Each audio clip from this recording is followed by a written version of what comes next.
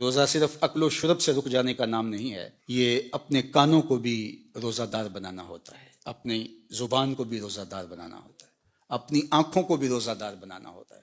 تمہارا ایک ایک عمل، تمہارا ایک ایک رویہ، تمہاری ایک ایک حرکت، تمہاری ایک ایک سکنت روزے سے ہو جائے تو یہ پورا جسم سر سے لے کر پاؤں تک جب روزہ دار ہوگا تو پھر وہی روزہ ہے جس کے بارے میں فرمایا گیا ان اللہ وملائکتہ یصلون علی المتسحرین۔ سنو اگر روزہ ہو تو پھر اس کا جمال کیا ہے، اس کا پروٹوکول کیا ہے۔ فرمایا اللہ روزہ رکھنے کے لیے جو سحری کرنے بیٹھتے ہیں ان پہ رحمتوں کا نزول فرماتا ہے کہ یہ بندہ اب روزہ رکھنے لگا ہے، اب اس کی آنکھ نہیں بھٹکے گی، اب اس کا خیال نہیں بہکے گا، اب اس کی سوچوں میں آوارگی نہیں آئے گی، اب اس کی زبان جھوٹ نہیں بول سکتی، یہ غیبت نہیں کر سکتی، یہ کسی کا برا نہیں سوچ سکتا، اس کے اٹھنے والے قدم خیر کی طرف ہی جائیں گے اور اس کے اٹھنے والے ہاتھ ظلم جبر اور جور سے باز رہیں گے۔ اب یہ اپنے آپ کو روزے کے حصار میں لے کے آ رہا ہے اور تقوی کے نور سے مالا مال ہو رہا ہے تو اللہ خود بھی اور فرشتوں کو بھی حکم دیتا ہے میرا بندہ سحری کرنے بیٹھا ہے، تم اس کے اوپر رحمت نچاور کرو۔ کیا لمحے ہوتے ہیں جب اللہ رحمت بندوں کے اوپر نچاور کر رہا ہوتا ہے۔ لیکن جس نے روزہ صرف بھوک اور پیاس کا ہی رکھا، روزے کی مقصدیت کو ہی نہ سمجھا، تو اللہ کے محبوب کا فرمان سن لیجئے۔ ایک تو یہ ہے ان اللہ وملائکتہ یصلون علی المتسحرین، اور دوسرا فرمایا من لم یدع قول الزور والعمل بہ فلیس للہ حاجۃ فی ان یدع طعامہ وشرابہ۔ جس نے جھوٹ اور برے کام نہیں چھوڑے اس کے بھوکا اور پیاسا رہنے کی اللہ کو کوئی ضرورت نہیں ہے۔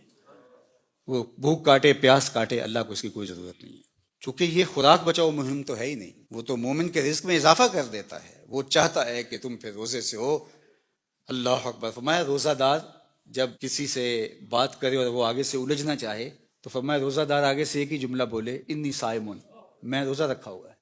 تو جب میں روزہ رکھا ہوا ہے تو تم لڑنا چاہتے بھی ہو تو میں نہیں لڑ سکتا۔ اللہ اکبر۔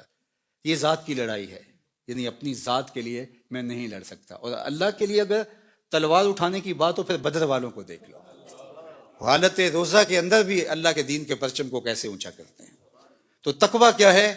تقویٰ اپنے آپ کو ان گناہوں سے بچانا ہے جو اللہ جل شانہ کی ناراضگی کا سبب و ذریعہ ہوتے ہیں۔ سورہ طلاق میں ارشاد فرمایا وَمَن يَتَّقِ اللَّهَ يَجْعَل لَّهُ مِنْ أَمْرِهِ يُسْرًا، جو تقویٰ اختیار کرتا ہے پھر اللہ جل شانہ اس کے کام آسان فرما دیتا، زندگی سوکھی ہو جاتی ہے۔ اس سے ڈرنے والا پھر کسی اور سے نہیں ڈرتا، اس کی فرما برداری کرنے والا آسودگی میں زندگی بسر کرتا ہے۔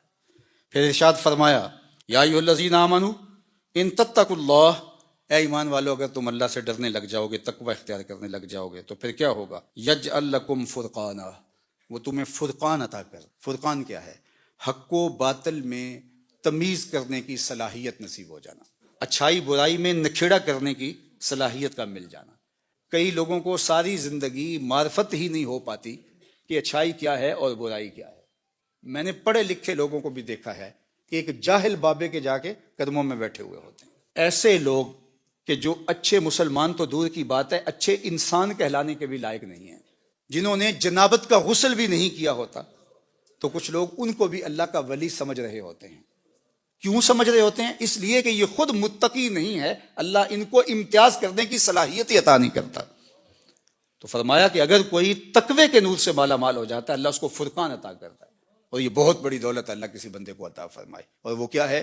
حق اور باطل میں تمیز کی صلاحیت، خیر اور شر میں امتیاز کی صلاحیت۔